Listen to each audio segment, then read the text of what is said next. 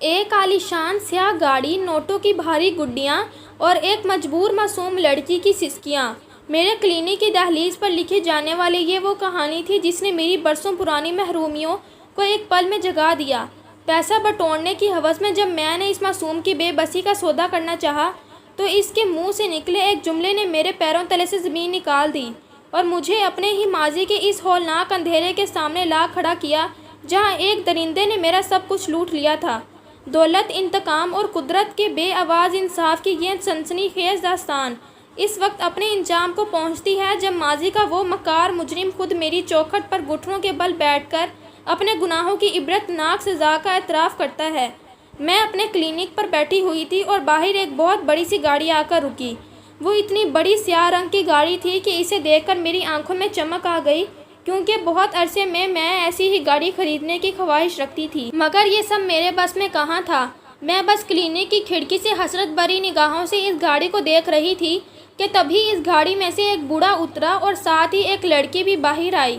وہ بہت کم عمر لڑکی تھی جسے وہ بوڑھا ہاتھ پکڑ کر میرے کلینک کے اندر لا رہا تھا، اور یہ دیکھ کر میں حیران رہ گئی تھی کہ وہ میرے کلینک میں کیوں آ رہے ہیں، کیونکہ میرا کلینک تو صرف عورتوں کے خاص مسائل کے لیے تھا اور وہ لڑکی کافی چھوٹی تھی۔ میں جلدی سے سیٹ ہو کر اپنی کرسی پر بیٹھ گئی، کیونکہ میں کوئی ڈاکٹر نہیں تھی بلکہ میں ایک نرس تھی جس نے سالوں ایک گورنمنٹ ہسپتال میں نوکری کرنے کے بعد تجربہ حاصل کیا تھا اور پھر کم تنخواہ ملنے کی وجہ سے اپنا ہی کلینک کھول لیا تھا۔ لیکن کوئی نہیں جانتا تھا کہ میں ڈاکٹر نہیں بلکہ نرس تھی، کیونکہ میں ہمیشہ خود کو ڈاکٹر ہی ظاہر کرتی تھی۔ جیسے ہی وہ دونوں اندر داخل ہوئے، میں نے ایک پیشہ ورانہ سنجیدگی اپنے چہرے پر طاری کر لی اور اپنی اینک ناک پر ٹکائے ہوئے انہیں غور سے دیکھا۔ اس بوڑھے نے کمرے کا جائزہ لیا اور پھر براہ راست میرے سامنے والی کرسی پر بیٹھ گیا، جبکہ وہ لڑکی بیچاری خوف کے مارے دیوار سے لگ کر کھڑی ہو گئی تھی۔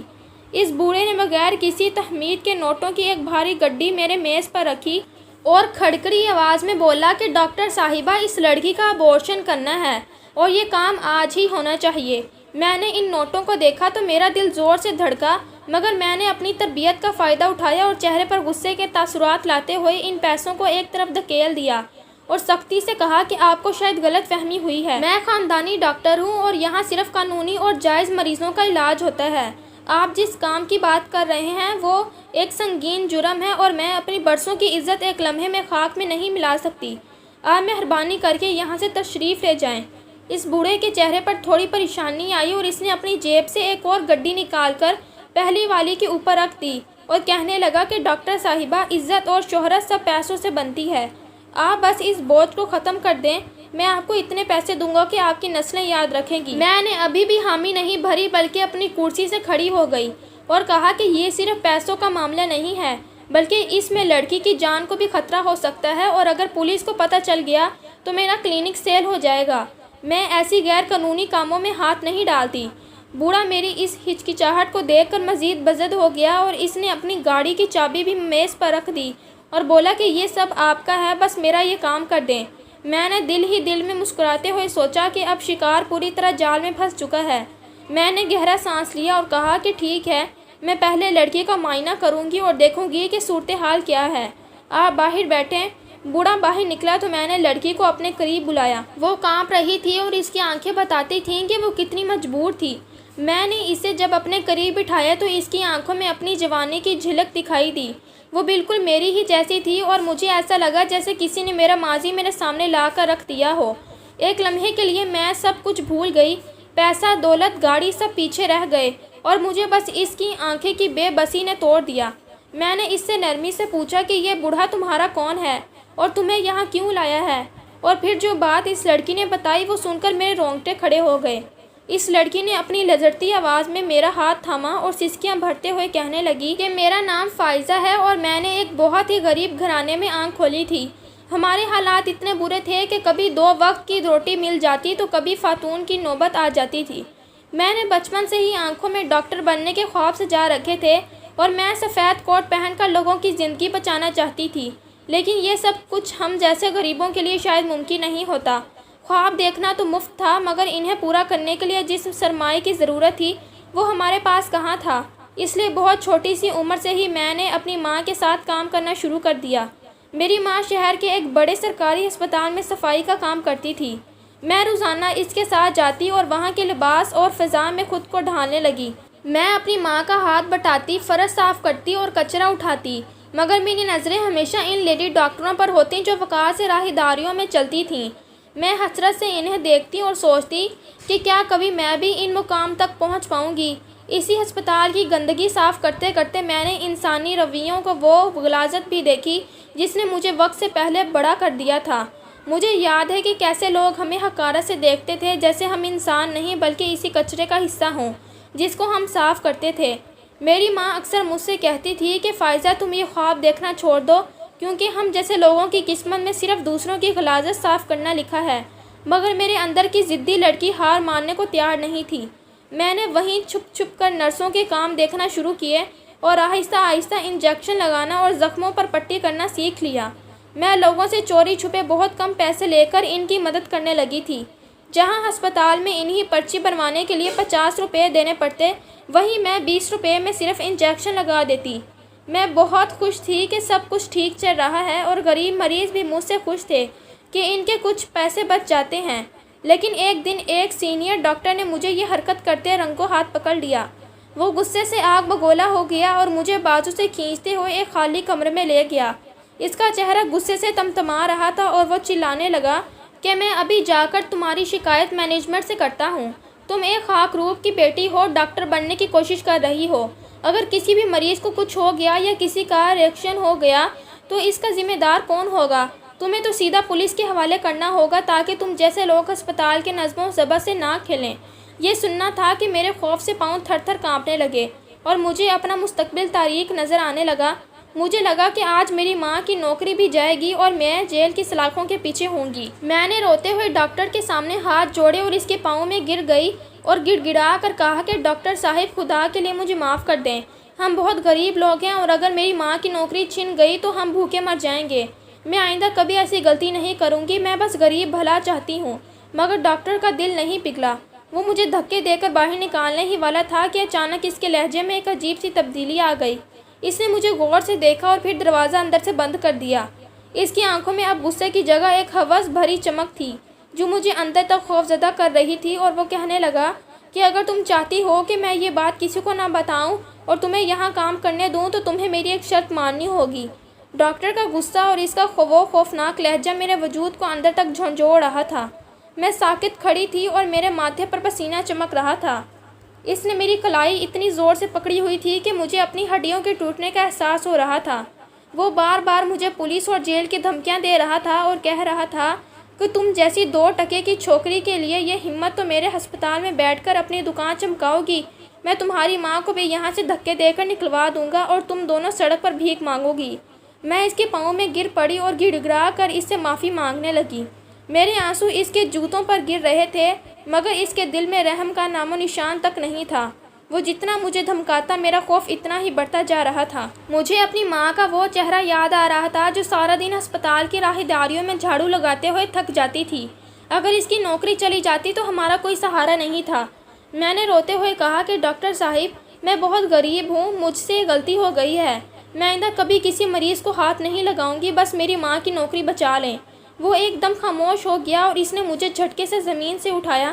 اس کی آنکھوں میں اب وہ غصہ نہیں بلکہ ایک ایسی گندی نظر تھی جو میرے کپڑوں کو چیرتی ہوئی محسوس ہو رہی تھی۔ اس نے میرے چہرے کے قریب آ کر سرگوشی کی کہ فائزہ، تم ہو تو بہت خوبصورت اور اتنی سی کم عمر میں اتنی ہمت رکھتی ہو کہ اگر تم چاہو تو یہ سب کچھ ختم ہو سکتا ہے، بلکہ میں تمہیں اس ہسپتال میں وہ مقام دلوا سکتا ہوں جس کا تم نے صرف خواب دیکھا ہے۔ میں حیران رہ گئی کہ ابھی تو یہ شخص مجھے جیل بھیجنے کی باتیں کر رہا تھا اور اب اس کے لہجے میں یہ شہد کہاں سے آ گیا۔ میں نے حیرانگی سے پوچھا کہ ڈاکٹر صاحب، آپ کیا کہنا چاہتے ہیں؟ اس نے ایک مکارنہ مسکراہٹ کے ساتھ میرا رخسار چھوا اور کہا کہ بس میری کچھ چھوٹی سی خواہشات ہیں، اگر تم انہیں پورا کرتی رہو تو میں تمہیں نرس بھی بنا دوں گا اور کسی کو پتہ بھی نہیں چلے گا کہ تمہارے پاس کوئی ڈگری نہیں ہے۔ میری روح تک کانپ گئی۔ اس کی اس بات میں چھپی غلاظت نے مجھے اندر سے مار دیا تھا۔ ایک طرف میری عزت تھی اور دوسری طرف میری ماں کی روٹی اور میرا وہ خواب جو میں نے بچپن سے دیکھ رہی تھی۔ میں اس کمرے میں قید تھی اور باہر دنیا اپنی رفتار سے چل رہی تھی، مگر میرے لیے وقت تھم گیا تھا۔ میرا دل چاہ رہا تھا کہ میں چیخوں، مگر میری آواز گلے میں ہی پھنس رہی تھی۔ اور ڈاکٹر دھیرے دھیرے میرے قریب آ رہا تھا اور میں دیوار سے لگتی جا رہی تھی۔ میرے پاس بھاگنے کا کوئی راستہ نہیں تھا، کیونکہ اگر آج میں بھاگ جاتی تو میرا مستقبل ہمیشہ کے لیے اندھیروں میں ڈوب جاتا۔ میں نے خود کو اس درندے صفت ڈاکٹر کے حوالے کر دیا اور اس نے اپنی ہوس پوری کر لی۔ مجھے لگا تھا کہ اس کے بعد وہ اپنے وعدے کے مطابق مجھے ہسپتال میں کوئی کام دلوا دے گا اور سب کچھ ٹھیک ہو جائے گا، مگر ہوس مٹتے ہی اس کے تیور بدل گئے۔ اس نے مجھے استعمال کرنے کے بعد حقارت سے دیکھا اور دھکیل کر کمرے سے باہر نکال دیا۔ میں بدحواس ہی اپنی چادر سنبھال رہی تھی اور وہ سرد لہجے میں کہنے لگا کہ فائزہ، یہی کافی ہے کہ میں تمہاری کسی سے کمپلین نہیں کر رہا اور تمہیں پولیس کے حوالے نہیں کر رہا۔ اس سے زیادہ میں تمہارے لیے کچھ نہیں کر سکتا۔ جاؤ یہاں سے اور دوبارہ میرے سامنے مت آنا۔ میں وہیں کھڑی روتی بلکتی رہی، اس کے پاؤں پڑی کہ تم نے تو وعدہ کیا تھا، تم نے میری عزت لوٹ لی، اب میں کہاں جاؤں گی؟ مگر اس کے دل میں رحم کا ایک قطرہ بھی نہ تھا۔ اس نے مجھے بازو سے پکڑ کر راہداری میں جھٹک دیا۔ میں کسی نہ کسی طرح اماں سے نظریں بچا کر ہسپتال سے نکلی اور گرتی پڑتی گھر آ گئی۔ گھر آ کر میں نے خود کو کمرے میں بند کر لیا اور گھنٹوں روتی رہی۔ میرا جی چاہ رہا تھا کہ میں خودکشی کر لوں، مگر اماں کا چہرہ میری آنکھوں کے سامنے آ جاتا۔ میں نے یہ بھانک راز اپنے سینے میں دفن کر لیا اور سب سے چھپا لیا۔ میں نے اماں کے ساتھ ہسپتال جانا بھی بند کر دیا۔ اماں پوچھتی رہتی کہ فائزہ تم ہسپتال کیوں نہیں چلتی، تو میں سر درد یا بخار کا بہانہ بنا دیتی۔ مجھے اس عمارت سے اور اس سفید کوٹ سے اب نفرت ہونے لگی تھی، لیکن قسمت کا کھیل ابھی ختم نہیں ہوا تھا۔ چند دن گزرے تو میری طبیعت خراب رہنے لگی، مجھے چکر آتے اور جی متلاتا تھا۔ میں ڈرتے ڈرتے جب خود معائنہ کیا تو میرے پیروں تلے سے زمین نکل گئی، کیونکہ میں امید سے ہو گئی تھی۔ وہ گناہ جو مجھ پر زبردستی مسلط کیا گیا تھا اب وہ میرے وجود کے اندر پلنے لگا تھا۔ میں ساکت رہ گئی کہ اب میں اماں کو کیا جواب دوں گی اور اس معاشرے کا سامنا کیسے کروں گی۔ جس ڈاکٹر نے میرا سب کچھ لوٹا تھا وہ تو مزے سے اپنی زندگی گزار رہا تھا اور میں اس اندھیری کھائی میں گر چکی تھی جہاں سے واپسی کا کوئی راستہ نہیں تھا۔ میں روزانہ آئینے کے سامنے کھڑی ہو کر اپنے پیٹ کو دیکھتی اور ہزاروں قطار روتی رہتی۔ اس معصوم جان کا کیا قصور ہے اور میرا کیا قصور تھا کہ میں صرف غریب تھی اور ایک خواب دیکھا تھا۔ اب میرے پاس دو ہی راستے تھے، یا تو میں یہ سب برداشت کر کے رسوا ہو جاؤں یا پھر خود وہ کام کروں جو اس بوجھ کو خاموشی سے ختم کر دے۔ میں نے یہ فیصلہ کر لیا تھا کہ اس ڈاکٹر کو اتنے سکون سے تو بیٹھنے نہیں دوں گی، لیکن اس سے پہلے کہ میں کچھ کرتی میری ماں کو میری حالت دیکھ کر اندازہ ہو گیا۔ وہ مجھ سے پوچھنے لگے کہ میں نے یہ گناہ کس کے ساتھ مل کر کیا ہے، اور جب میں روتے ہوئے اسے ساری بات بتائی تو اماں نے سر پکڑ لیا اور کہنے لگی کہ وہ ڈاکٹر تو بہت ہی خراب ہے، اس نے پہلے بھی کئی مریضوں کی زندگی خراب کی ہے، لیکن کسی نے اس کے خلاف کبھی آواز نہیں اٹھائی، کیونکہ وہ سب کو ڈرا دھمکا کے چپ کروا دیتا ہے۔ تو بھی اس کے جھانسے میں آ گئی۔ میں نے اماں سے کہا کہ میں اس بات پر خاموش ہی نہیں بیٹھوں گی، اور پھر میں نے اگلے دن ہسپتال جا کر خوب ہنگامہ کیا۔ میں سیدھا اس ڈاکٹر کے کیبن میں گھس گئی اور سب کے سامنے اس کا گریبان پکڑ لیا۔ میں نے چیخ چیخ کر سب کو بتانا شروع کیا کہ سفید کوٹ کے پیچھے ایک درندہ چھپا ہوا ہے جس نے غریب کی عزت کے ساتھ کھیلا ہے۔ ہسپتال کی راہداریوں میں لوگ جمع ہو گئے۔ نرسیں اور وارڈ بوائے حیرت سے مجھے دیکھ رہے تھے۔ وہ ڈاکٹر پہلے تو بھوکلا گیا، مگر پھر اس نے اپنی پرانی چال چلی اور سیکیورٹی گارڈز کو بلا کر باہر پھینکوانے کا حکم دے دیا۔ وہ ہنستا ہوا کہنے لگا کہ یہ لڑکی پاگل ہے اور اس کی ماں یہاں صفائی کرتی ہے، یہ لوگ مجھ سے پیسے بٹورنے کے لیے یہ ڈرامہ کر رہے ہیں۔ اس کی یہ بات سن کر میرا خون کھول اٹھا۔ میں نے اسے بددعائیں دیں اور کہا کہ تو نے جو بیج بویا ہے وہ ایک دن تیری اپنی بربادی کا سبب بنے گا۔ اس ہنگامے کا نتیجہ یہ نکلا کہ میری ماں کی نوکری بھی چلی گئی اور ہمیں وہاں سے رسوا کر کے نکال دیا گیا۔ ہم سڑک پر آ گئے تھے، نہ سر چھپانے کو چھت تھی اور نہ ہی پیٹ بھرنے کو روٹی۔ اماں سارا دن روتی رہتی اور مجھے کوستی کہ تم نے ہنگامہ کیوں کیا، اب ہم کہاں جائیں گے، لیکن میرے اندر کی آگ ٹھنڈی نہیں ہوتی تھی۔ میں نے سوچ لیا تھا کہ اگر یہ دنیا مجھے عزت سے جینے نہیں دے گی تو میں بھی اس دنیا کے اصولوں پر نہیں چلوں گی۔ میں نے خود اپنا ابورشن کیا۔ وہ تکلیف، وہ کرب میں کبھی نہیں بھول سکتی۔ میں نے اکیلے اس درد کو سہا اور اس بوجھ کو اپنے وجود سے الگ کر دیا۔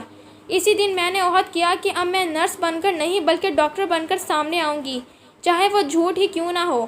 میں نے شہر کے دوسرے کونے میں ایک چھوٹا سا کمرہ کرائے پر لیا اور وہاں اپنا کلینک کھول لیا۔ میں نے اپنی ماں کو بھی وہیں رکھ لیا اور خود کو ایک تجربہ کار لیڈی ڈاکٹر کے طور پر متعارف کروایا، کیونکہ میں نے ہسپتال میں کام کر کے اتنا کچھ سیکھ لیا تھا کہ میں عام بیماریوں اور خاص طور پر ان معاملات کو ڈیل کر سکتی تھی جو لڑکیاں چھپ کر کروانا چاہتی تھیں۔ میرا کام چل نکلا۔ میں نے اپنی محنت اور اس جھوٹے سہارے کے دم پر اپنا ذاتی گھر خرید لیا، اپنی چھوٹی بہن کو بہترین اسکول اور کالج میں تعلیم دلوانی شروع کی۔ تاکہ جو خواب میں پورا نہ کر سکی وہ میری بہن پورا کرے۔ لیکن اس بیچ میری ماں کا انتقال ہو گیا، جو میرے لیے ایک بہت بڑا صدمہ تھا۔ میں خود کو دنیا میں بالکل تنہا محسوس کرنے لگی تھی۔ میرے لیے کئی لوگوں نے شادی کے رشتے بھیجے، مگر ماضی کے زخموں نے مجھے اس طرح چیرا تھا کہ میں کسی مرد پر اعتبار کرنے یا شادی کے بارے میں سوچنے کے لیے بھی تیار نہیں تھی۔ میرے ذہن میں بس وہی ہسپتال کا کمرہ اور وہ درندہ صرف ڈاکٹر گھومتا رہتا تھا جس نے میری زندگی برباد کی تھی۔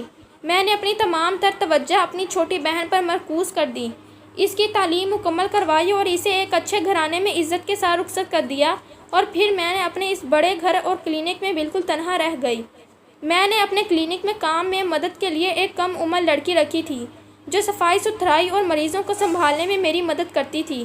وہ بھی ایک غریب گھرانے سے تعلق رکھتی تھی، اس لیے میں اسے اچھے خاصے پیسے دیا کرتی تھی تاکہ اسے وہ سب نہ جھیلنا پڑے جو میں نے جھیلا تھا۔ اتفاق سے پچھلے کچھ دنوں سے وہ چھٹیوں پر اپنے گاؤں گئی ہوئی تھی اور میں کلینک میں بالکل تنہا ہی تھی جب وہ بڑی سیاہ گاڑی میرے کلینک کے باہر آ کر رکی تھی۔ اس گاڑی کی چمک اور اس بوڑھے کی جیب سے نکلتی نوٹوں کی گڈیاں دیکھ کر میرے اندر کی وہ لالچی عورت جاگ اٹھی تھی جو برسوں کی محرومیوں کے بعد اب صرف پیسہ بٹورنا چاہتی تھی۔ میں نے اس کم عمر لڑکی کی حالت دیکھ کر ہمدردی کے بجائے اسے لوٹنے کا سوچ لیا تھا، اور میں نے تہیہ کر لیا تھا کہ میں اس بوڑھے سے اتنی رقم لوں گی کہ میری اگلی زندگی شاہانہ گزرے گی۔ مگر جیسے ہی اس لڑکی نے اپنا منہ کھولا اور وہ لرزتا ہوا جملہ بولا تو میری ساری منصوبہ بندی دھری کی دھری رہ گئی۔ اس نے میری طرف دیکھ کر کہنا کہ ڈاکٹر صاحبہ، یہ بوڑھا میرا مالک ہے، میں اس کے ایک بہت بڑے اور عالی شان بنگلے پر نوکری کرتی ہوں۔ میں بہت غریب ہوں اور میرا اس دنیا میں اپنی بیمار ماں کے سوا کوئی نہیں ہے۔ میری ماں پچھلے کئی مہینوں سے بستر پر پڑی زندگی اور موت کی جنگ لڑ رہی ہے۔ ان کے علاج کے لیے مجھے بہت زیادہ پیسوں کی ضرورت تھی۔ میں نے ہر جگہ ہاتھ پھیلائے، ہر کسی سے مدد مانگی، مگر اس بے حس دنیا میں کسی نے میری پکار نہ سنی۔ جب میں تھک ہار گئی تو میں نے اسی بوڑھے مالک کے سامنے جھولی پھیلائی اور اپنی ماں کی زندگی کی بھیک مانگی۔ اس نے میری بے بسی کو اپنی ہوس کی ڈھال بنا لیا۔ اس نے مجھ سے کہا کہ وہ میری ماں کے علاج کا سارا خرچ اٹھا لے گا، لیکن اس کے بدلے میں اسے میری جوانی اور میرا وجود چاہیے۔ پہلے تو یہ سن کر میرے پیروں تلے سے زمین نکل گئی اور میں نے صاف انکار کر دیا۔ میں نے سوچا کہ میں بھیک مانگ لوں گی، فاقے کر لوں گی، مگر اپنی عزت کا سودا کبھی نہیں کروں گی۔ لیکن وقت گزرنے کے ساتھ ساتھ میری ماں کی حالت بگڑتی گئی۔ وہ میرے سامنے تڑپتی تھی اور ہسپتال والے پیسوں کے بغیر انہیں ہاتھ لگانے کو تیار نہ تھے۔ ایک طرف میری غیرت تھی اور دوسری طرف میری ماں کی زندگی کا چراغ جو بجھنے والا تھا۔ میرے پاس کوئی راستہ نہیں بچا۔ میں ٹوٹ گئی اور اپنی ماں کو بچانے کی خاطر میں نے مجبوراً خود کو اس درندے کے حوالے کر دیا۔ میں نے سوچا تھا کہ شاید ایک بار کی قربانی سے سب ٹھیک ہو جائے گا، مگر اس ہوس پرست بوڑھے نے مجھے تماشا بنا دیا، اور جب اسے پتہ چلا کہ میں اس حال میں پہنچ گئی ہوں تو وہ اب اپنی سفید پوشی کا بھرم رکھنے کے لیے مجھے آپ کے پاس لے آیا ہے تاکہ وہ اس گناہ کے ثبوت کو ہمیشہ کے لیے مٹا سکے۔ ڈاکٹر صاحبہ، میں بہت مجبور ہوں۔ اگر میری ماں کو اس بات کا پتہ چلا تو وہ جیتے جی مر جائیں گی اور یہ معاشرہ مجھے کہیں کا نہیں چھوڑے گا۔ اس لڑکی کی بات سن کر میرے کانوں میں سائیں ہونے لگی۔ مجھے ایسا لگا جیسے اس لڑکی کے روپ میں میں خود کھڑی ہوں، وہی بے بسی، وہی غربت اور وہی درندگی جو برسوں پہلے میرے ساتھ ہوئی تھی، آج دوبارہ میرے سامنے ایک نئی شکل میں موجود تھی۔ اس بوڑھے کی وہ سیاہ گاڑی اور وہ دولت اب مجھے خون میں لت پت نظر آنے لگی۔ میرا دل چاہ رہا تھا کہ میں باہر جا کر اس بوڑھے کا گلا گھونٹ دوں جس نے ایک معصوم کی زندگی صرف چند روپیوں کے بدلے میں برباد کر دی تھی، لیکن میں نے اپنے جذبات پر قابو پایا، کیونکہ اب مجھے صرف اس لڑکی کو نہیں بچانا تھا بلکہ اس بوڑھے کو ایسی عبرتناک سزا دینی تھی کہ وہ اپنی باقی ماندہ زندگی موت کی دعائیں مانگتے ہوئے گزارے۔ میں نے اس لڑکی کی آنکھوں میں جھانکتے ہوئے کہا کہ دیکھو، تم اکیلی نہیں ہو، میں تمہاری مدد کرنا چاہتی ہوں، لیکن اس کے لیے تمہیں ہمت دکھانی ہوگی اور میرا ساتھ دینا ہوگا۔ وہ لڑکی جو اب تک صرف رونا جانتی تھی، میری باتوں سے اسے جیسے زندگی کی ایک نئی امید مل گئی۔ اس نے اپنے آنسو پونچھے اور سر ہلا کر مجھ پر بھروسہ کرنے کا یقین دلایا۔ میں نے اسے سمجھا دیا کہ اب باہر جا کر اسے کیسا برتاؤ کرنا ہے۔ پھر میں نے بڑے اطمینان سے دروازہ کھولا اور اس بوڑھے کو اندر بلایا۔ وہ بوڑھا اپنی موٹی توان سنبھالے بڑے غرور سے اندر داخل ہوا، جیسے اسے یقین ہو کہ پیسہ ہر ضمیر خرید سکتا ہے۔ میں نے اپنے چہرے پر ایک پیشہ ورانہ مسکراہٹ سجائی اور بڑے ادب سے کہا کہ دیکھیے جناب، میں نے معائنہ کر لیا ہے، لڑکی کی حالت ابھی تھوڑی کمزور ہے، اس لیے میں نے اسے کچھ ضروری دوائیاں دے دی ہیں تاکہ کل اس کا جسم اس تکلیف دہ عمل کے لیے تیار ہو سکے۔ آپ کو اسے کل دوبارہ اسی وقت یہاں لانا ہوگا تاکہ میں اس کا بچہ ضائع کر سکوں اور سب کچھ خاموشی سے ٹھیک ہو جائے۔ یہ سن کر اس بوڑھے کے بدصورت چہرے پر کمینی سی خوشی پھیل گئی۔ اسے لگا کہ اس گناہ کا اب ہمیشہ کے لیے دفن ہو جائے گا۔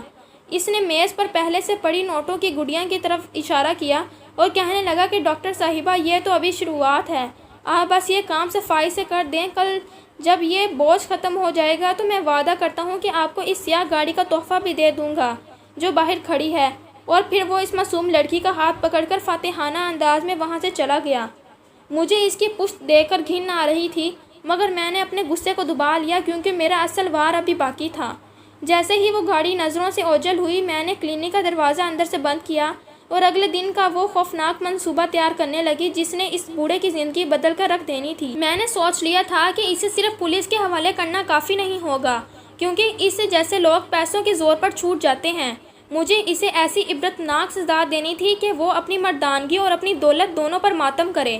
میں نے اس رات ایک بہت قیمتی اور جدید ویڈیو ریکارڈر خریدا اور اسے اپنے کلینک کے ایک خفیہ کونے میں چھپا کر نصب کر دیا، جہاں سے اس بوڑھے کے چہرے کا ایک ایک تاثر صاف ریکارڈ ہو سکے۔ میں نے پوری رات جاگ کر اگلے دن کا انتظار کیا، کیونکہ یہ صرف اس لڑکی کا نہیں بلکہ میرے ماضی کا بھی حساب تھا۔ جب اگلی صبح وہ بوڑھا دوبارہ اسی سیاہ گاڑی میں اس معصوم لڑکی کو لے کر میرے کلینک پہنچا تو اس کے چہرے پر ایک عجیب سی بے صبری تھی۔ وہ چاہتا تھا کہ بس جلدی سے یہ گناہ مٹ جائے اور وہ اپنی پرسکون زندگی میں واپس لوٹ جائے۔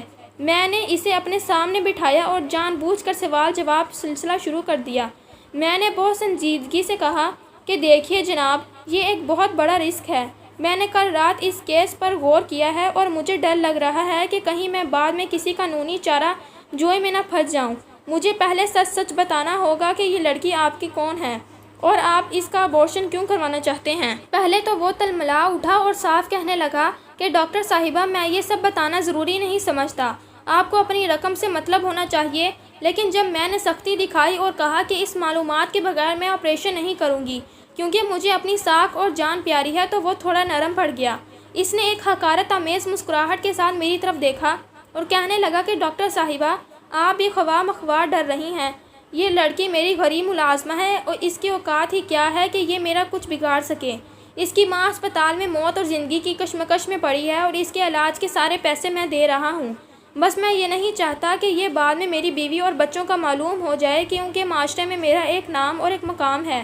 اس لیے میں اس کا ابورشن کروا کر اس کے قصے کو ہمیشہ کے لیے ختم کرنا چاہتا ہوں۔ وہ بڑی ڈھٹائی اور بے شرمی سے میرے سامنے ایک ایک گناہ کا اعتراف کر رہا تھا۔ اسے اندازہ ہی نہیں تھا کہ اس کی یہ تمام گفتگو اور اس کا مکار چہرہ اس چھوٹے سے کیمرے میں ریکارڈ ہو رہا ہے جو اس کی بربادی کا پروانہ بننے والا تھا۔ میں نے اس کی باتیں سن کر اپنا غصہ ضبط کیا اور اسے باہر ویٹنگ ایریا میں بھیج دیا۔ میں لڑکی کو ابورشن کے نام پر آپریشن تھیٹر کے اندر لے گئی، لیکن میں نے اس کا بچہ ضائع نہیں کیا تھا، بلکہ میں نے اسے پہلے ہی سمجھا دیا تھا کہ اسے صرف ایک جھوٹا ڈرامہ کرنا ہے۔ میں نے اسے بیڈ پر لٹایا اور کچھ آلات کی آوازیں نکالنا شروع کی تاکہ باہر بیٹھے اس بوڑھے کو لگے کہ کام شروع ہو چکا ہے۔ میں نے لڑکی کے کان میں سرگوشی کی کہ ڈرو مت، میں نے تمہارا بچہ ضائع نہیں کیا، بلکہ میں تمہیں اور تمہاری ماں کو اس درندے سے ہمیشہ کے لیے نجات دلوانے والی ہوں۔ بس تھوڑی دیر بعد درد کا ڈرامہ کرنا اور پھر خاموشی ہو جانا جیسے تم بے ہوش ہو گئی ہو۔ پھر میں نے کچھ دیر بعد کمرے میں ہلکا سا شور مچایا اور پھر باہر جا کر اس بوڑھے سے کہا کہ آپریشن مکمل ہو گیا ہے اور اب آپ کو وعدہ پورا کرنا ہوگا جو آپ نے مجھ سے کیا تھا۔ وہ خوشی سے پھولے نہیں سمایا، اور مگر اسے کیا پتا تھا کہ اصل کھیل تو اب شروع ہوا ہے۔ اس بوڑھے کے جانے کے بعد میں نے وہ ویڈیو اس کی بیوی کے نمبر پر بھیج دی، وہ نمبر جو میں نے اس لڑکی سے لیا تھا، اور ساتھ ہی وہ ویڈیو سوشل میڈیا پر بھی اپلوڈ کر دی۔ میں نے بڑی مہارت سے اس ویڈیو میں لڑکی کا چہرہ تو بلر کر دیا تھا تاکہ اس کی پہچان اور اس کی عزت محفوظ رہے، لیکن اس بوڑھے کا چہرہ بالکل واضح رکھا تاکہ دنیا اس سفید پوش درندے کی اصل حقیقت دیکھ سکے۔ دیکھتے ہی دیکھتے وہ ویڈیو آگ کی طرح پھیل گئی اور سوشل میڈیا پر تیزی سے شیئر ہونے لگی۔ ہر طرف اس بوڑھے کی مذمت ہو رہی تھی اور لوگ اس کے خلاف کارروائی کا مطالبہ کر رہے تھے۔ میں نے لڑکی کو پہلے ہی سمجھا دیا تھا کہ یہاں سے نکلنے کے بعد اسے کیا کرنا ہے۔ میں نے اسے ایک نیا فون اور سم دے دی تھی اور اپنا نمبر اس میں محفوظ کر دیا تھا تاکہ وہ مجھ سے رابطے میں رہے۔ وہ اپنی بیمار ماں کو لے کر شہر کے ایک دور دراز علاقے میں رپوش ہو گئی جہاں اس بوڑھے کا پہنچنا ناممکن تھا۔ کچھ دن گزرے تو اس نے مجھے فون کیا اور اپنی خیریت کی اطلاع دی۔ وہ بہت ڈری ہوئی تھی لیکن اسے مجھ پر پورا بھروسہ تھا۔ میں نے اسے تنہا نہیں چھوڑا بلکہ اسے اپنے پاس بلا لیا اور اسے اپنے ہی گھر کے حصے میں پناہ دے دی۔ میں نے اس کی ماں کے علاج کا سارا ذمہ خود اٹھا لیا کیونکہ اب میرے پاس اس بوڑھے سے لی ہوئی وہ رقم تھی جو اس نے گناہ مٹانے کے لیے دی تھی، مگر میں نے اسے ایک نیکی کے کام میں لگا دیا تھا۔ دوسری طرف اس بوڑھے کی زندگی جہنم بن چکی تھی۔ اس کی بیوی نے وہ ویڈیو دیکھتے ہی اسے گھر سے نکال دیا اور اس کے بچوں نے اس سے ہر قسم کا رشتہ ختم کر دیا۔ معاشرے میں اس کی جو عزت تھی وہ خاک میں مل گئی اور پولیس نے اس وائرل ویڈیو کی بنیاد پر اس کے خلاف تحقیقات شروع کر دیں۔ وہ شخص جو کل تک اپنی دولت اور طاقت کے نشے میں چور تھا، اب عدالتوں کے چکر کاٹ رہا تھا اور جھٹکتا پھر رہا تھا۔ وہ لڑکی میرے ساتھ میرے گھر میں محفوظ تھی۔ اسے دیکھ کر مجھے لگتا تھا جیسے میں نے اپنے ماضی کا وہ قرض اتار دیا ہو جو برسوں سے میرے سینے میں پر بوجھ بنا ہوا تھا۔ میں نے اسے اپنی چھوٹی بہن کی طرح رکھا اور اسے حوصلہ دیا کہ زندگی ابھی ختم نہیں ہوئی بلکہ یہ تو ایک نئی شروعات ہے۔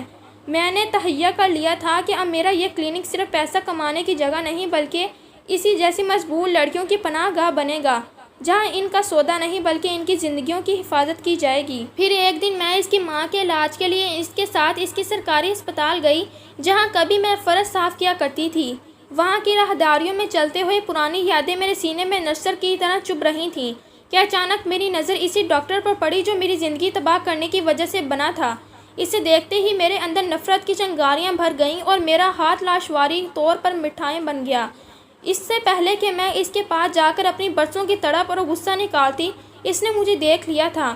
وہ جو کبھی غرور اور تکبر کا بت بنا رہتا تھا اب جھکا ہوا اور شکستہ حال لگ رہا تھا۔ وہ خود ہی لڑکھڑاتے قدموں کے ساتھ میرے پاس آیا اور اچانک میرے سامنے ہاتھ جوڑ کر زاروں کی طرح رونے لگا۔ وہ مجھ سے معافی مانگنے لگا۔ میں ہکا بکا رہ گئی اور حیرت سے اسے دیکھنے لگی کہ یہ وہی شخص ہے جس نے کبھی مجھے دھکے دے کر باہر نکلوایا تھا۔ پھر اس نے سسکیاں بھرتے ہوئے بتایا کہ وہ اپنے گناہوں پر بہت شرمسار ہے۔ اس نے تسلیم کیا کہ اس نے اقتدار اور ہوس کے نشے میں مجھ سے جیسی بہت سی بے بسی لڑکیوں کی زندگی برباد کی ہے، لیکن وقفات عمل نے اسے ایسی سزا دی کہ وہ کہیں کا نہ رہا۔ اس نے روتے ہوئے بتایا کہ قسمت نے ایسا بھانگ کھیلا ہے کہ اس کی اپنی اکلوتی بیٹی کی زندگی برباد ہو گئی۔ اس کی بیٹی کسی لڑکے کی محبت کے جال میں پھنس گئی تھی اور اس نے اپنا سب کچھ لٹا دیا۔ جب وہ لڑکا اسے چھوڑ کر چلا گیا تو وہ اس رسوائی اور غم کو برداشت نہ کر سکی اور اس نے اپنی جان لے لی۔ وہ ڈاکٹر میرے سامنے زمین پر بیٹھ کر بین کر رہا تھا اور کہہ رہا تھا کہ رمیسا، مجھے میرے کیے کی سزا مل گئی ہے۔ میری بیٹی کو موت نے مجھے جیتے جی مار دیا ہے۔ خدا کے لیے مجھے معاف کر دو ورنہ میں قبر میں بھی سکون نہیں پا سکوں گا۔ میں ساکت کھڑی اسے دیکھ رہی تھی۔ میرا دل چاہ رہا تھا کہ میں اس پر چلاؤں، اسے کہوں یہ تمہارے اپنے ہاتھوں کی بوئی ہوئی فصل ہے جو آج تمہیں کاٹ رہی ہے، مگر میری زبان جیسے تالو سے چپک گئی تھی۔ میں نے اپنی ساتھی لڑکی کا ہاتھ پکڑا اور اسے وہاں سے لے کر مڑ گئی۔ میں اسے بنا معاف کیے وہاں سے واپس آ گئی کیونکہ شاید اسے معاف کرنے کا ظرف مجھ میں نہیں تھا۔ کچھ زخم ایسے ہوتے ہیں جو بھر تو جاتے ہیں مگر ان کے نشان کبھی نہیں مٹتے۔ میں نے محسوس کیا کہ قدرت کا انصاف سب سے بڑا ہے جس نے اس شخص کو اسی مقام پر لا کھڑا کیا جہاں اس نے دوسروں کو پہنچایا تھا۔ میں اپنے گھر واپس آ گئی اور اسی لڑکی کو سینے سے لگا لیا۔ اب مجھے احساس ہوا کہ بدلہ لینا ہی سب کچھ نہیں ہوتا بلکہ کسی مجبور کی زندگی سنوار دینا ہی اصل جیت ہے۔ وہ اور اس کی ماں میری فیملی تھے اور میں نے عہد کر لیا تھا کہ اب میری باقی کی زندگی ان لوگوں کے لیے وقف ہوگی جنہیں اس بے رحم معاشرے نے ٹھکرا دیا تھا۔ میرا کلینک اب صرف ایک علاج گاہ نہیں بلکہ ایک امید کی کرن بن چکا تھا اور میں اب ایک جعلی ڈاکٹر نہیں بلکہ ایک سچی مسیحا بن کر جی رہی تھی۔ یہ تھی ہماری آج کی سٹوری۔ اگر آپ کو ہماری یہ کہانی اچھی لگی ہے تو ہماری ویڈیو کو لائک کریں اور ہمارے چینل کو سبسکرائب کریں۔ نیکسٹ ویڈیو تک کے لیے ہمیں اجازت دیں۔ شکریہ۔